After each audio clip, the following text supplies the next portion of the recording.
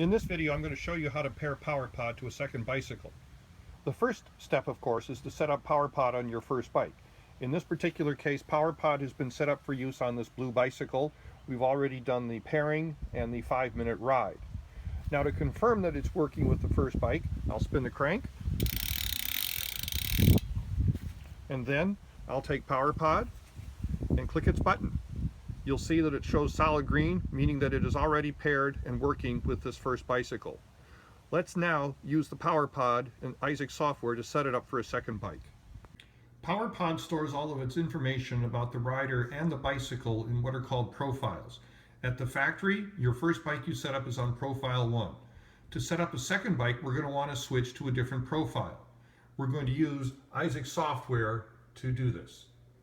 I've connected PowerPod to the USB connector, and I can confirm that it's talking to Isaac by looking in the main window of Isaac and noticing the USB icon is surrounded by a green box. When the green box is lit, that means that the PowerPod is speaking to the Isaac software. We need to set the active profile in your PowerPod to one you're going to use with your second bicycle. We do this in Isaac software using the command device set active profile in Newton. When we select that, PowerPod will show which active profile is currently in use, in this case, JAL5516. If you're going to use your PowerPod on the second bike with a front mount, we recommend using profile 2. And if you're going to use it with another road bike and handlebar mount, either profile 3 or 4. I'm going to set it to profile number 3. When I do that, I then send the active profile to the PowerPod, and I get a message saying that the set readings are sent. Okay, so now I'm going to pair PowerPod to my second bicycle. To confirm that I'm on a different profile, I click the PowerPod light, and it turns red, meaning that it has yet to be paired to a new bicycle. I spin the crank to wake up the sensors and the bike wheel if necessary, and then I press and hold the PowerPod button until the light starts to flash green. Once it flashes green, it's going into pairing mode, and it will find the speed and cadence sensors depending on which ones you have. If you have a heart rate strap, of course, you can use that as well. This will take a few seconds. Once it pairs, the light shows solid green, meaning that it has paired to the second bicycle. After a few seconds, the light will go out.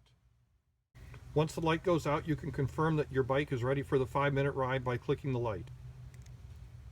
The light will show yellow, which is a combination of the red and green light together. I've attached my PowerPod to the handlebar mount. Now I'm going to gently rotate it forward so that it's pointed up in the air and tighten it down. And with the light on solid yellow, I simply begin riding my bicycle. Once I do, that light will flash yellow for 5 minutes, and you'll see it count up on your bike computer from 1 to 100 watts.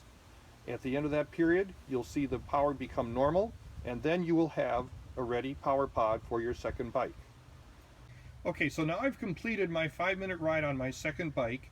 The light goes out, all is well, but at any time I can confirm that it's talking to the second bicycle simply by clicking the button. The light will show solid green, indicating that it is paired to the second bike. The only remaining question is, now if I want to use PowerPod with the first bicycle, what do I do? 20 minutes after you finish your bicycle ride, which means that you're no longer moving the bike and there's no longer speed signals, PowerPod will go to sleep and reset itself. This means that the next time you wake it up, it will pair to the bicycle where it detects wireless speed sensors. This PowerPod was previously used with the other bicycle, but now what we're going to do is get it to pair back up to the blue bicycle by spinning the crank to wake up its sensors, and then clicking the button of PowerPod to turn it on. It will flash green, and it's going to flash for a few seconds until it finds the speed sensor ID from the blue bicycle, and after it does that, it will turn solid green. It sometimes takes a few seconds to do this, longer than it takes for the light to go out. There we go. So now PowerPod has automatically paired itself back up to bicycle number 1, the blue bicycle. Remember that as long as you have PowerPod paired to a given bicycle, it will remain with that bike until it is away from the bicycle for 20 minutes. Once it's away for 20 minutes and goes to sleep, then it will find the speed sensor of whatever bike you happen to be riding on for that day.